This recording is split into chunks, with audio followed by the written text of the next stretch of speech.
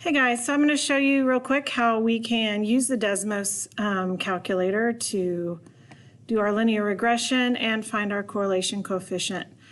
You need to be practicing in the practice mode because this is the mode where if you do use Desmos when you're taking your EOC, this is the mode that it will be in, so you need to get familiar with it.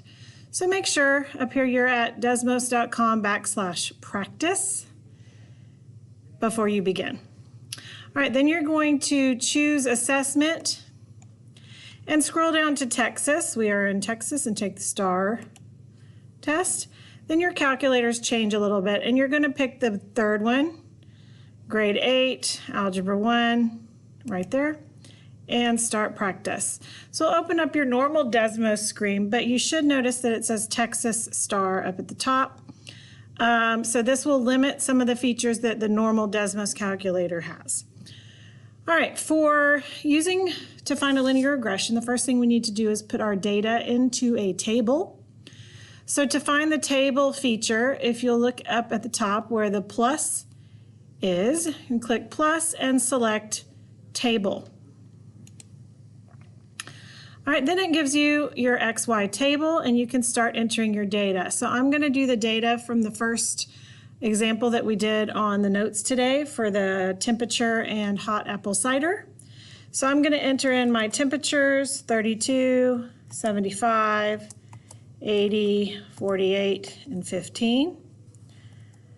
And then arrow over, and now I'm going to enter in my Y values, which were number of hot apple cider sold. So I have 51, 22, 12, 40, and 70. All right, so make sure your X and Y's, you should have just as many Y values as you have X values. All right, now you can click the dot and it will graph it. So if you want to see the dots, of course, I'm going to have to zoom out here, but you can see the dots. If you don't want to see the dots, you can turn them off.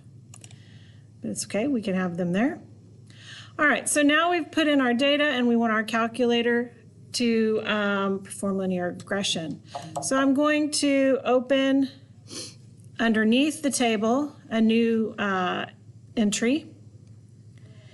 Now, this is the part that's a little bit challenging because there's a specific way that you have to enter it. So at the bottom left corner, notice your keyboard. So bring that up.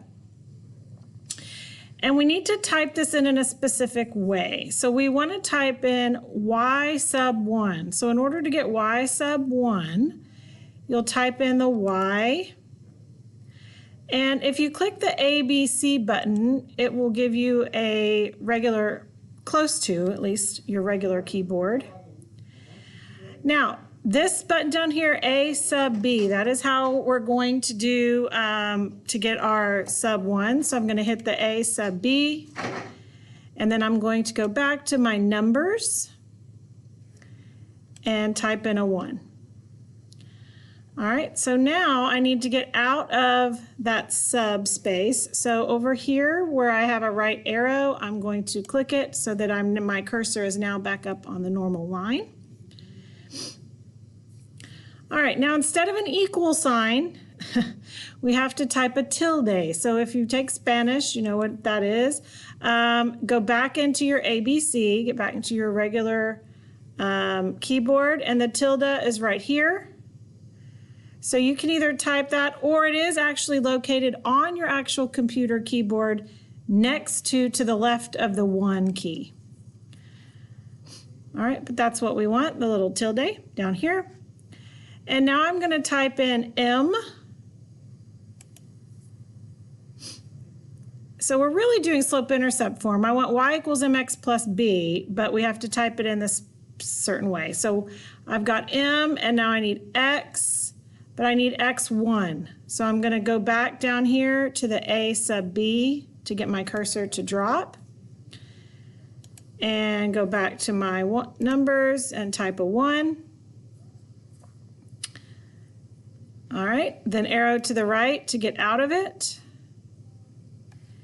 And then I can type plus and B. All right, so once I do that, I'm going to get my keyboard to go away now. So once I do that, now it graphs my line of best fit here. And here are my statistical data numbers here. So remember, we're looking for the R value. So our R value is negative 0.9926, right? A very, very strong negative correlation between temperature and number of hot apple ciders sold. So the warmer the temperature gets, the fewer hot apple ciders are sold. All right. Notice underneath parameters, that gives us our slope. Our M value is our slope is negative 0.824561. We would round that, obviously. And then our y-intercept is 80.2281, which we could round as well, depending on what we're asked to do. So we have our y equals negative 0.82x plus 80.23. And that would be our equation. We could open another entry row here, and we could type in our equation as well. And that's another thing that we could do. But anyway, that's how we can use Desmos to get our correlation coefficient and our equation for linear regression.